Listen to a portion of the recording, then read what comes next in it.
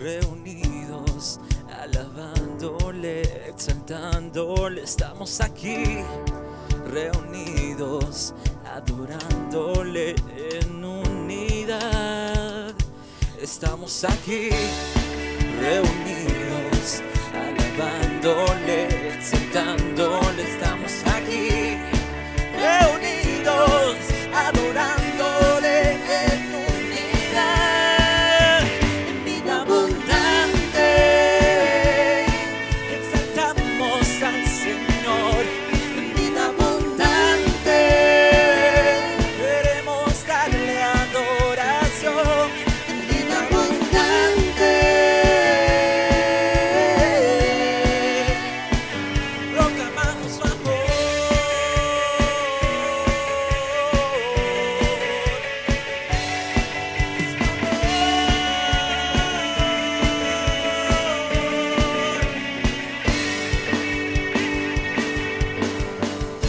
Estamos aquí, reunidos, adorándole, exaltándole. Estamos aquí, reunidos, adorándole en unidad, en vida abundante.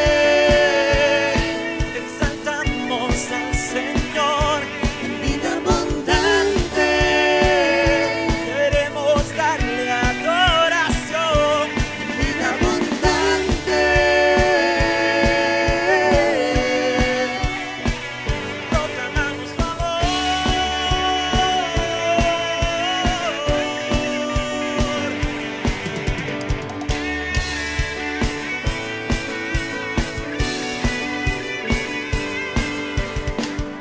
Hoy alzamos la voz al gran yo soy.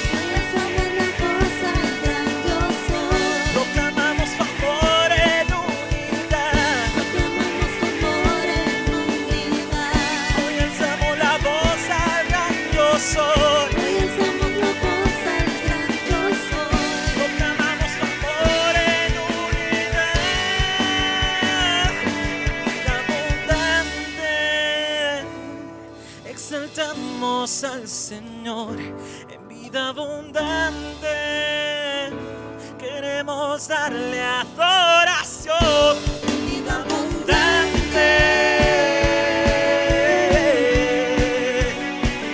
Proclamamos su amor.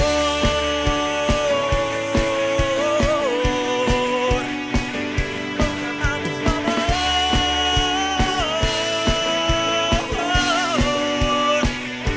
En vida abundante.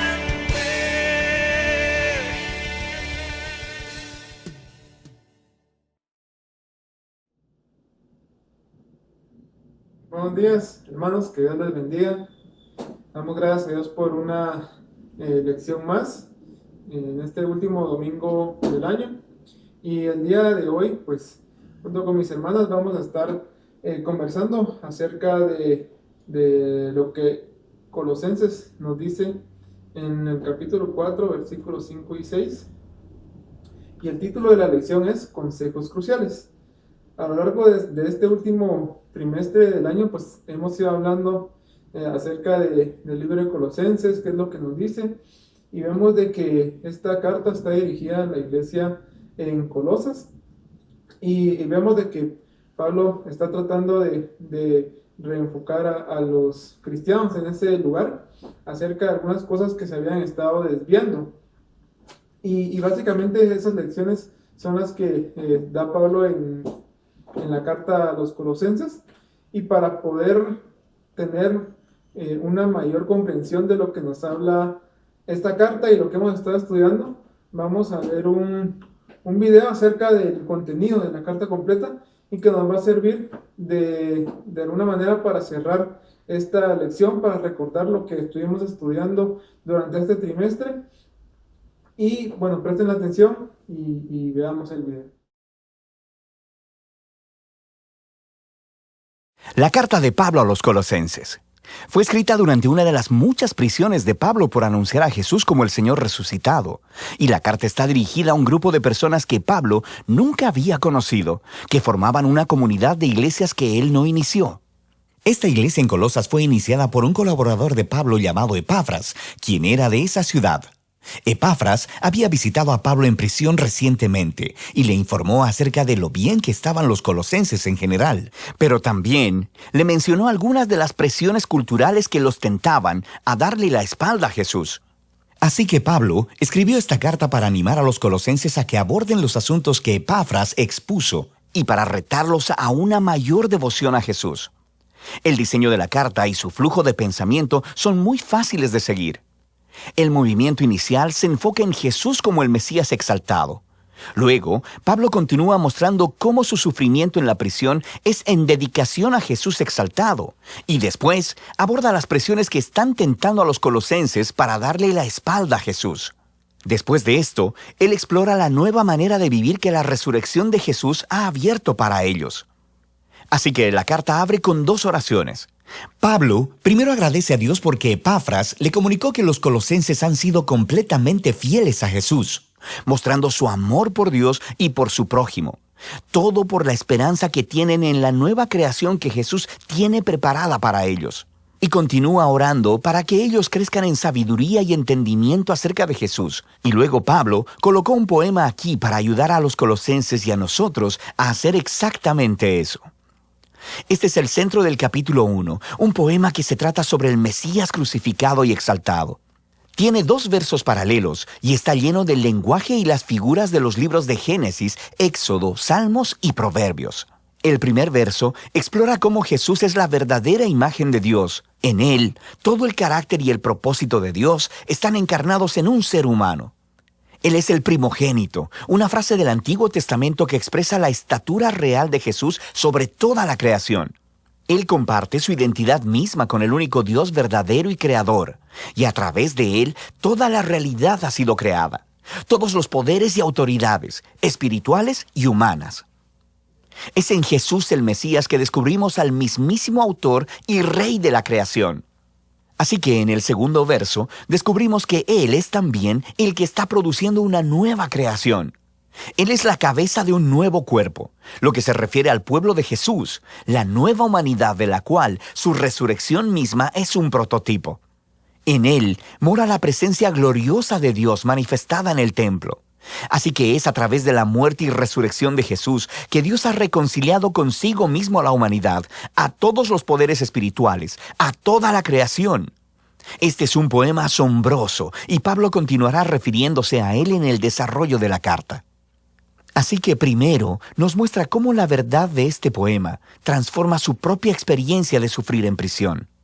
Él está siendo castigado por anunciar al mundo griego y romano que Jesús es el Señor y el Rey resucitado. Así que su sufrimiento, piensa él, no es una señal de derrota.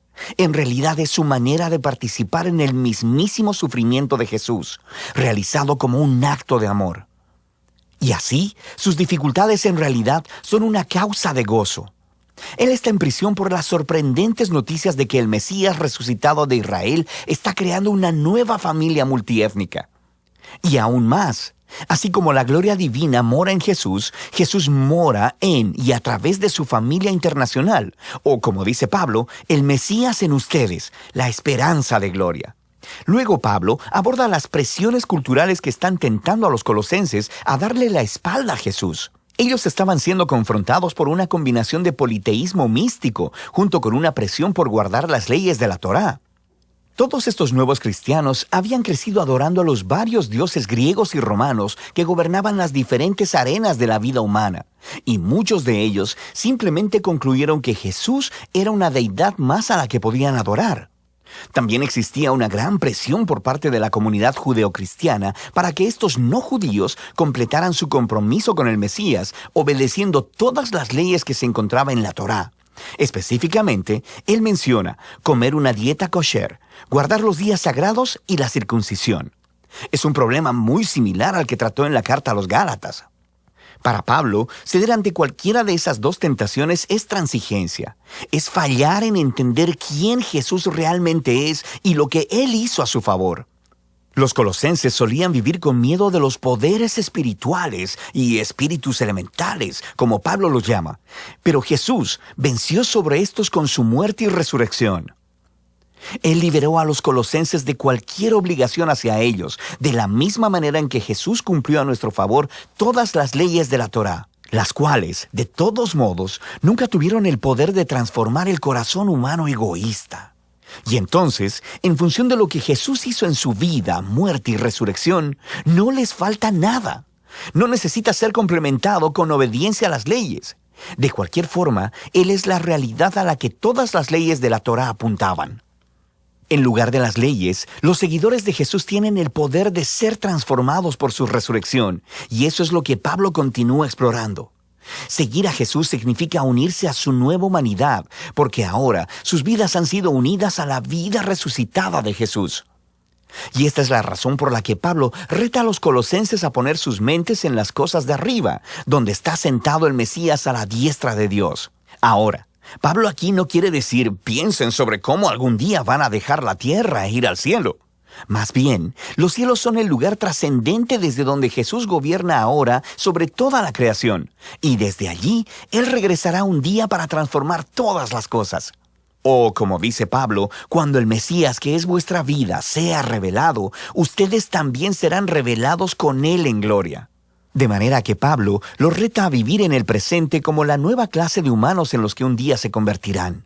Él usa la imagen de la vieja humanidad de ellos, caracterizada por una sexualidad distorsionada y una manera destructiva de hablar.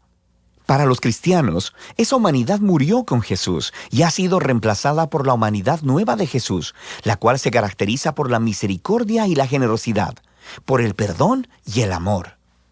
Y esta humanidad trasciende las fronteras étnicas y sociales de nuestro mundo para crear, en las palabras de Pablo, un pueblo donde no hay griego ni judío, circunciso o incircunciso, esclavo o libre, sino que el Mesías es todo y en todos.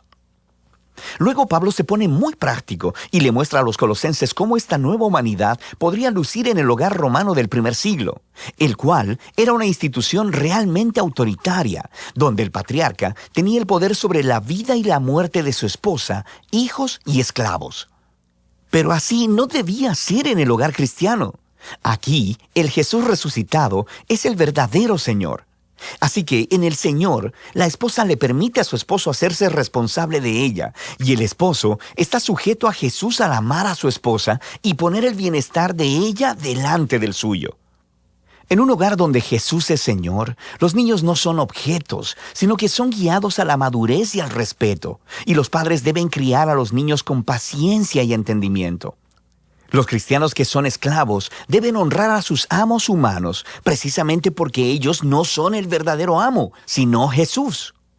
Y los cristianos que tienen esclavos deben entender que este esclavo no es su propiedad, sino más bien un compañero del cuerpo de Cristo que debe ser honrado y recibido en amor.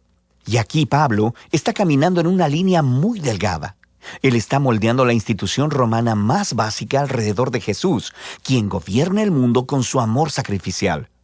Así que, aunque Pablo no abolió la estructura del hogar como tal, el Mesías exaltado demanda que ella sea transformada hasta el punto de ser casi irreconocible para cualquier romano que viva en Colosas.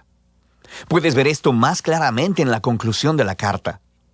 Después de una petición de oración, Pablo aplica estas instrucciones sobre los amos y esclavos cristianos, y descubrimos que Tíquico es el que llevará y leerá esta carta a los colosenses. Y él está acompañado de un tal Onésimo, quien era un ex esclavo de un cristiano colosense llamado Filemón. Y descubrimos de otra carta dirigida a Filemón que Onésimo había escapado de su amo. Este era un crimen digno de prisión. Pero Pablo pide a toda la iglesia que reciba a Onésimo como un hermano fiel y amado en el Señor. Y luego, en la carta a Filemón, Pablo dice que él debe recibir a Onésimo ya no como un esclavo, sino como a un hermano. Eso sí que es terminar una carta con un impactante golpe. Así que, en la carta a los colosenses, Pablo nos está invitando a ver que ninguna parte de la existencia humana está fuera del alcance del gobierno amoroso y liberador del Jesús resucitado. Nuestro sufrimiento, nuestra tentación a ceder, nuestro carácter moral, la dinámica del poder en nuestros hogares, todo debe ser reexaminado y transformado. Somos invitados a vivir en el presente como si la nueva creación hubiera llegado cuando Jesús se levantó de los muertos. Y de eso se trata la carta a los colosenses. Muy bien, entonces ya podemos, ya hemos recordado un poquito de lo que nos habla la carta a Colosenses. Y entonces el día de hoy vamos a terminar con esta serie de lecciones. Y ya en la última parte del libro, en el capítulo 4, voy a abrir aquí mi... Entonces, el capítulo 4, versículos 5 al 6, nos dice: andad sabiamente para con los de afuera, redimiendo el tiempo. Sea vuestra palabra siempre con gracia, sazonada con sal, para que sepáis cómo debéis responder a cada uno. Entonces aquí Pablo nos está dando algunos consejos que vamos a estar ahí discutiendo un poquito. Entonces la primera parte que vamos a estar hablando es sabiduría para tratar con los no creyentes. Entonces, cuando hablamos de sabiduría, de lo que hemos estudiado, entonces, ¿qué dirían ustedes de dónde viene la sabiduría?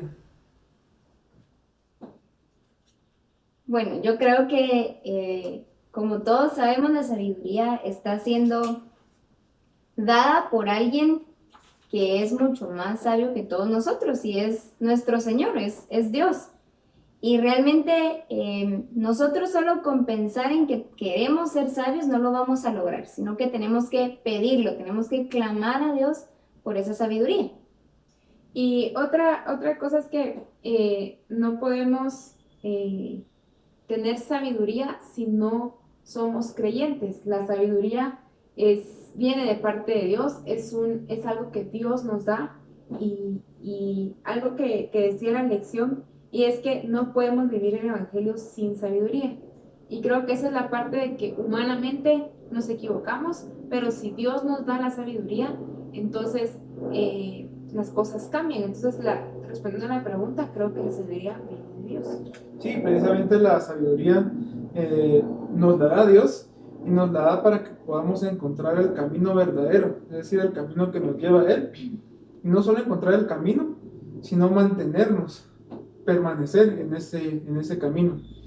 Entonces sí, definitivamente la sabiduría viene de Dios, y debemos de enfocarnos en las cosas de Dios y no en las cosas terrenales, no en lo que está en el mundo, para poder encontrar y adquirir esa sabiduría.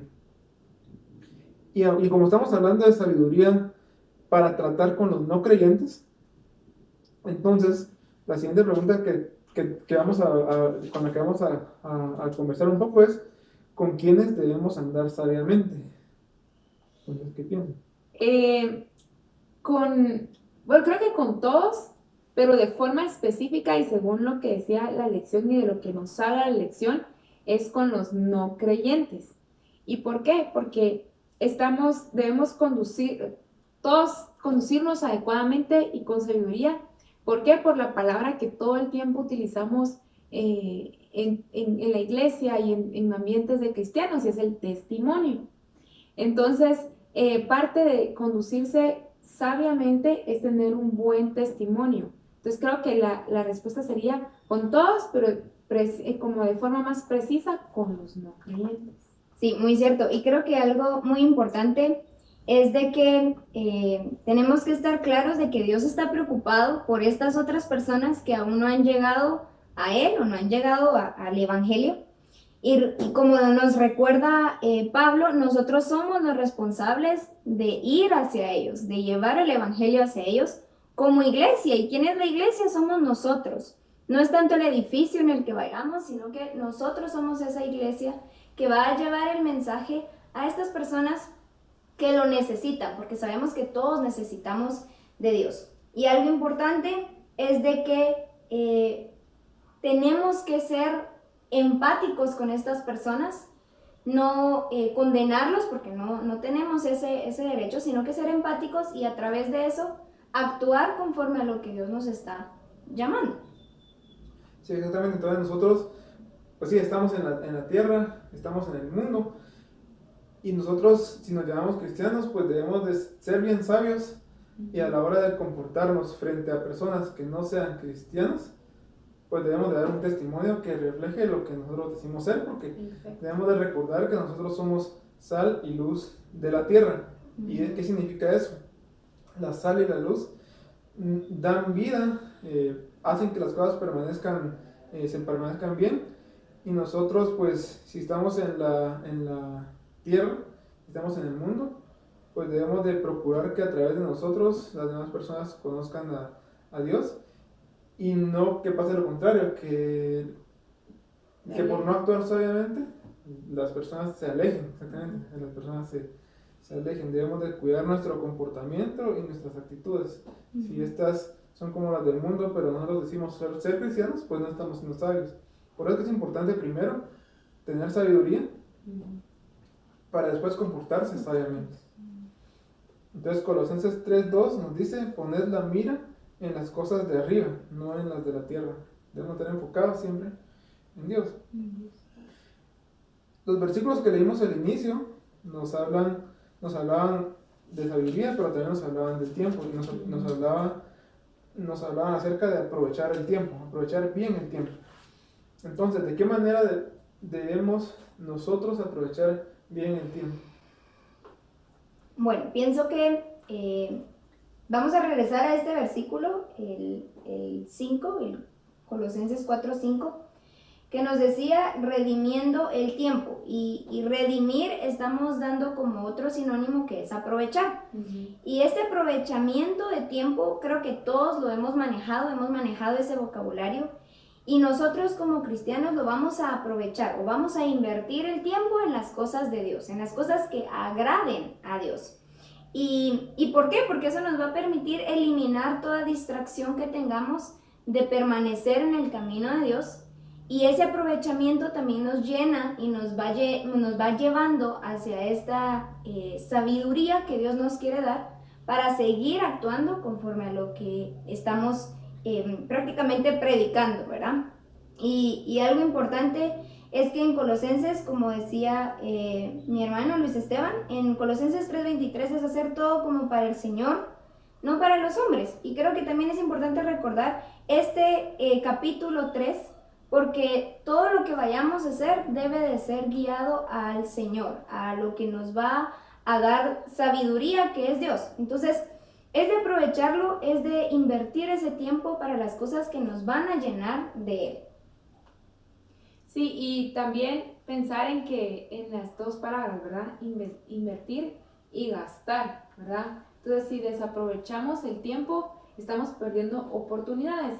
Y aquí decía aprovechar el tiempo en glorificar a Dios. No decía esto en la lección, decía glorificar a Dios, pero pensemos en que todas nuestras actividades diarias, todo lo que hacemos, debe glorificar a Dios. O sea, no solo es, bueno, yo glorifico a Dios en la iglesia y en lo que estoy haciendo como mi servicio a Dios, sino en todo lo que hagamos en la casa, en el trabajo, todo debe de ser hecho para glorificar a Dios, y como que engloba la parte de que debemos administrar nuestro tiempo, debemos ser sabios en usar nuestro tiempo para que otras personas conozcan de Dios en nuestras actividades diarias, y que podamos aprovecharlo para que más personas lleguen al reino. Entonces creo que este versículo es muy importante para terminar el año, porque entonces pensamos en que nos tenemos que enfocar más en las cosas de Dios y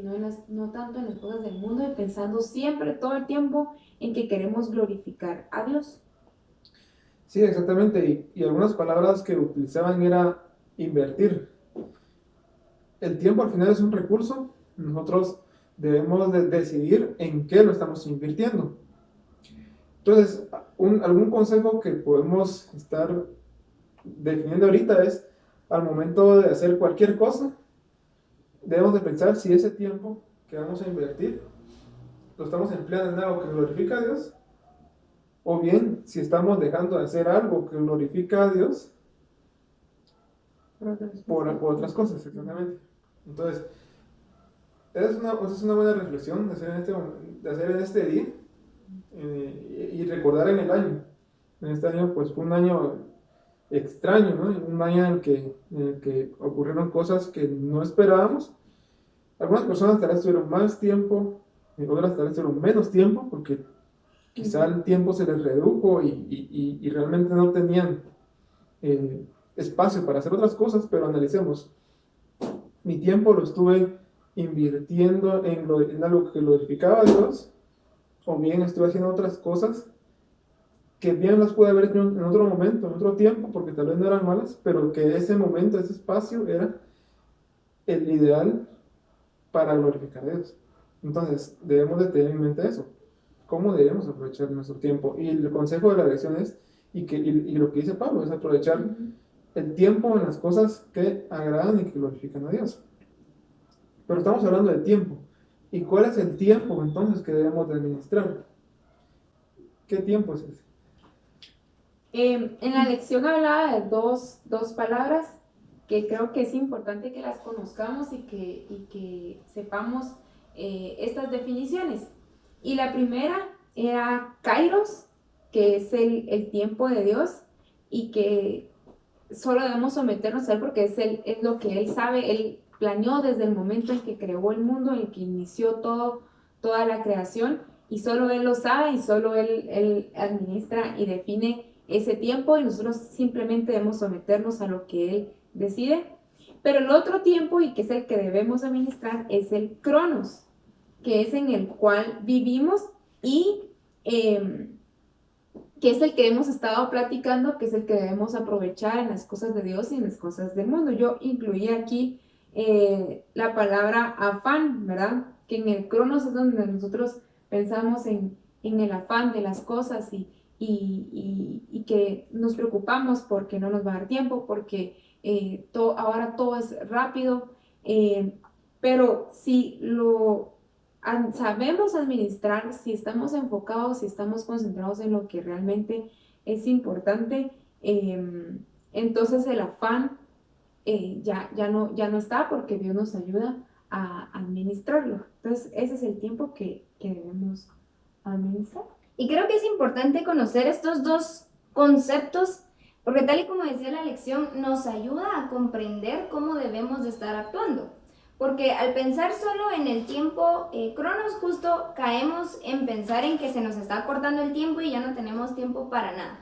Pero en realidad nos está dando Dios la oportunidad para que ese tiempo comencemos a llenarnos, comencemos a saber cómo hacer todas nuestras actividades para llegar a un único fin, que es el demostrar que Dios está con nosotros, que Dios nos está salvando, que Dios quiere salvarnos. Entonces, creo que es importante conocer estos dos conceptos. En lo personal, yo no los manejaba y me ayudó mucho a reconocer cuál es el tiempo de Dios y cuál es el tiempo que me está dando a mí. Entonces, vamos a caer en algo muy significativo que Pablo enseñaba, y era administrar ese tiempo en las cosas de Cristo. Entonces, nos está dando la oportunidad de un tiempo que nosotros estamos administrando, pero siempre enfocado en Cristo, ¿verdad? Entonces, tratemos de identificar en qué estamos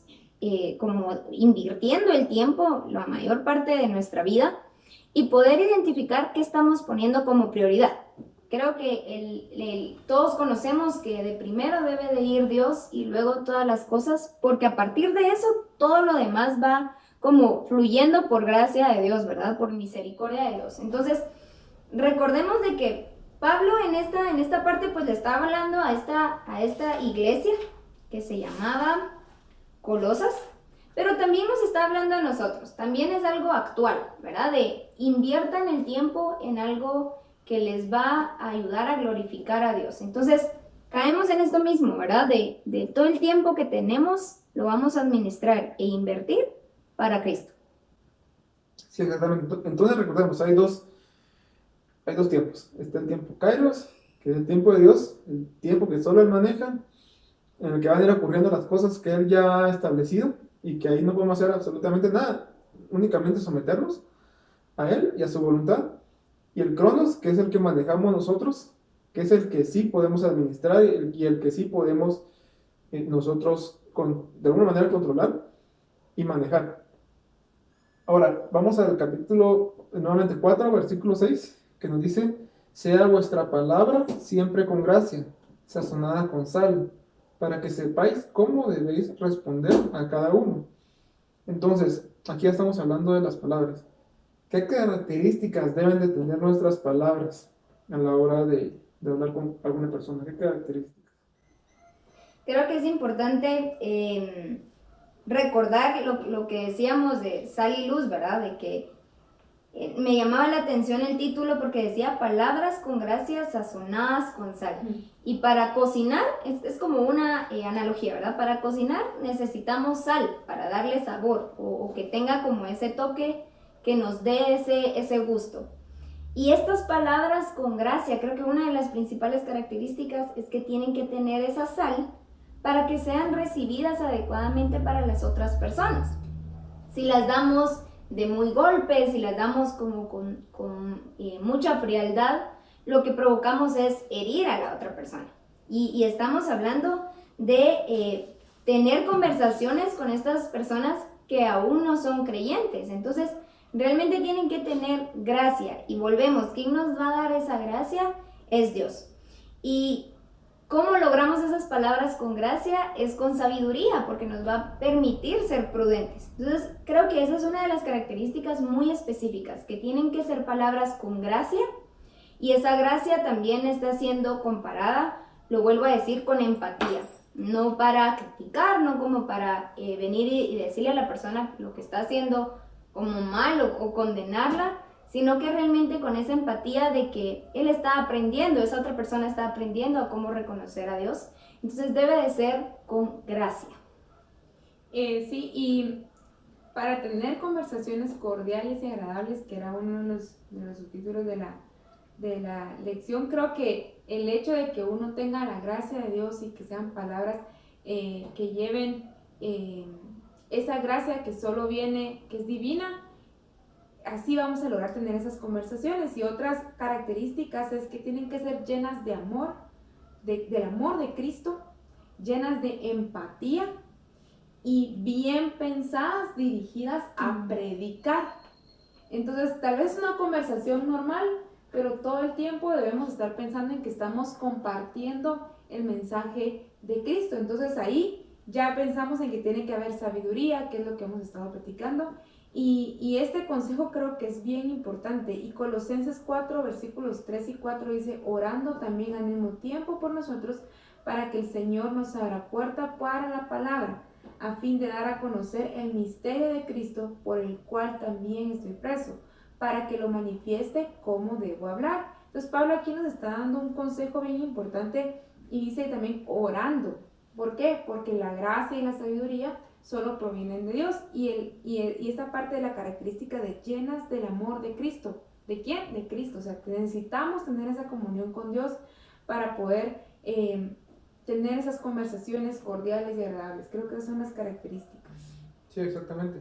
Entonces, dos palabras hay que recordar: gracia y empatía.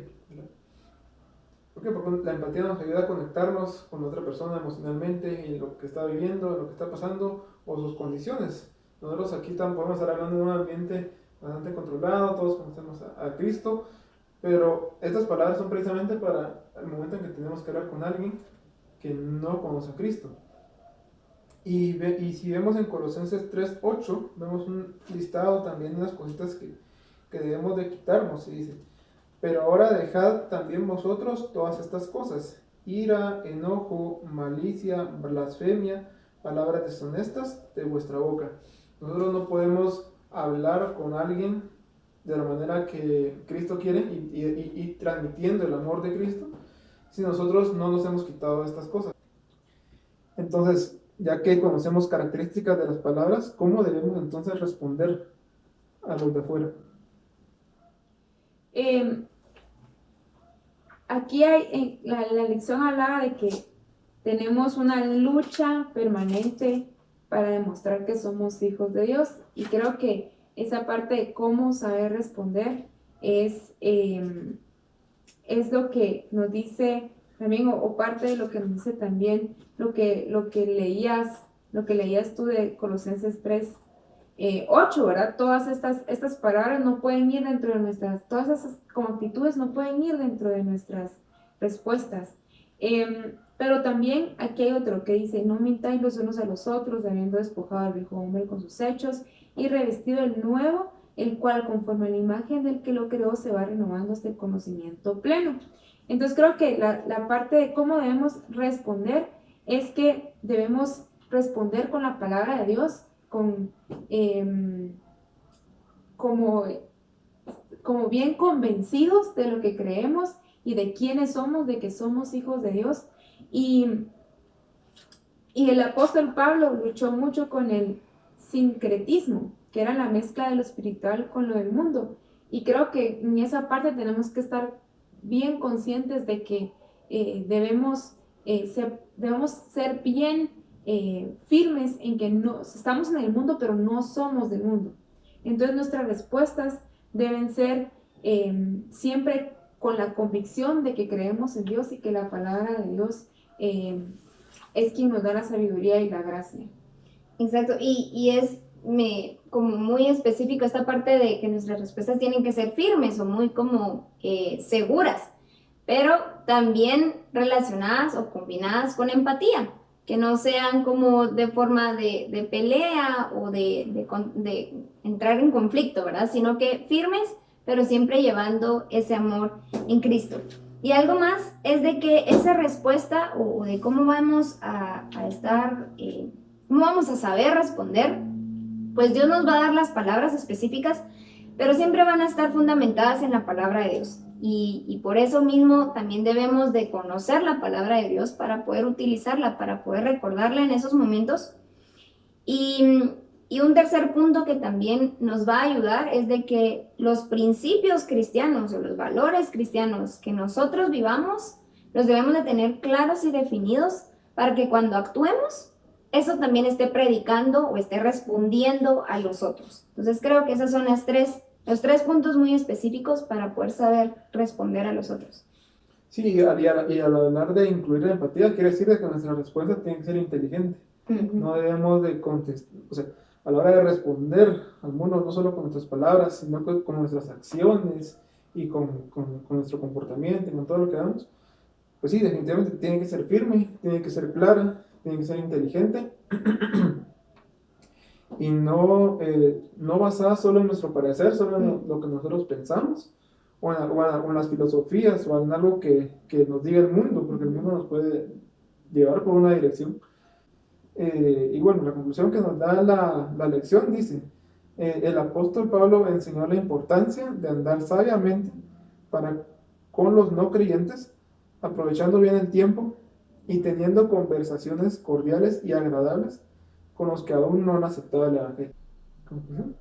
Sí, creo que el terminar el año, como dije en un momento, terminar el año con estos consejos cruciales, o sea, la lección decía consejos cruciales, y qué quiere decir crucial, que es muy importante.